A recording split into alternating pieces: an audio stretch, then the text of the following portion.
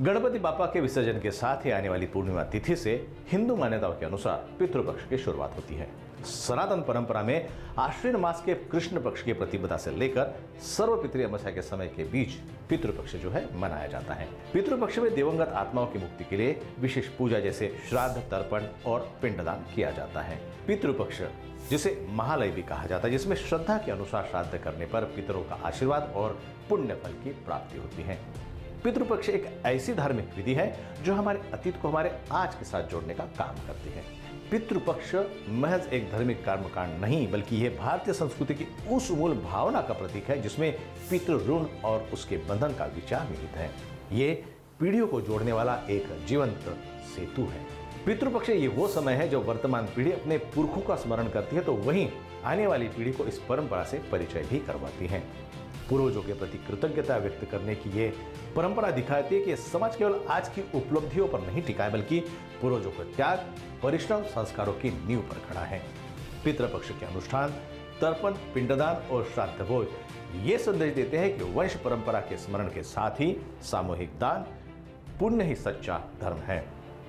यह परंपरा परिवार समाज को एक सूत्र में पिरोती है। गांव शहरों में लोग एकत्रित होकर पितरों का श्राद्ध करते हैं, गरीबों को भोजन भी कराते हैं। ऐसे में ये महज धार्मिक कर्मकांड नहीं, बल्कि दया, सेवा और सामूहिकता का उत्सव है। पितृपक्ष साल में केवल एक बार आता है। यद्यपि मासिक अमावस्या या मृत्यु तिथि पर श्राद्ध करने की परंपरा है जो पितृपक्ष से अलग होती है। पितृपक्ष की जड़ें हमारे वेद एवं पुराणों में भी गहराई से समाई हुई है। महाभारत में भीष्म पितामह के निर्देश पर युधिष्ठिर ने पितृपक्ष में श्राद्ध करके कुल का कल्याण किया था। माना जाता है कि जो संतान पितृपक्ष में श्रद्धा से तर्पण करती है उसके कुल का उत्थान होता है और पितरों की आत्माएं तृप्त होकर उन्हें आशीर्वाद देती हैं। पितृपक्ष का वैज्ञानिक और पर्यावरणीय पहलू भी है। पितृपक्ष ऋतु परिवर्तन का समय होता है। इस दौरान लोगों की पाचन शक्ति कमजोर रहती है। श्राद्ध में परोसे जाने वाले व्यंजन जैसे खिचड़ी, मूंग की दाल, तिल, जौ, घी तथा साग सब्जियां सब हल्के और सुपाच्य होते हैं जो नई ऋतु के लिए शारीरिक रूप से तैयार करते हैं। वही श्राद्ध के पीछे जल संरक्षण का पर्यावरणीय संदेश भी छिपा है। वास्तव में श्राद्ध में किया जाने वाला तर्पण जल अर्पण का ही मूल भाव है। इसमें जल स्रोतों के महत्व को समझाया जाता है। भारतीय संस्कृति जल को जीवन का आधार मानती है। ऐसे में तर्पण उसी श्रद्धा का प्रतीक है।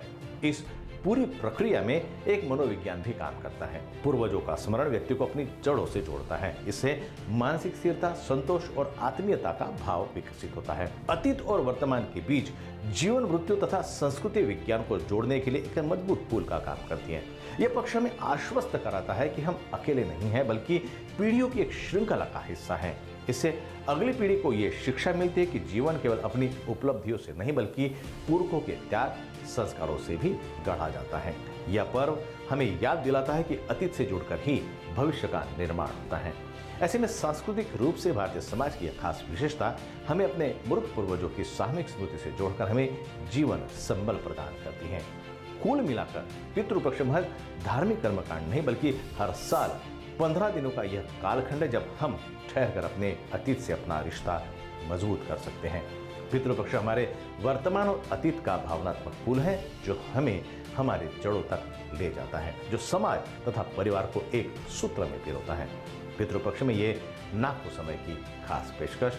पितृपक्ष भले ही हमारे पूर्वजों को याद करने का पक्ष है, लेकिन वास्तव में ये हमारे जड़ों से जुड़े रहने का सशक्त माध्यम है।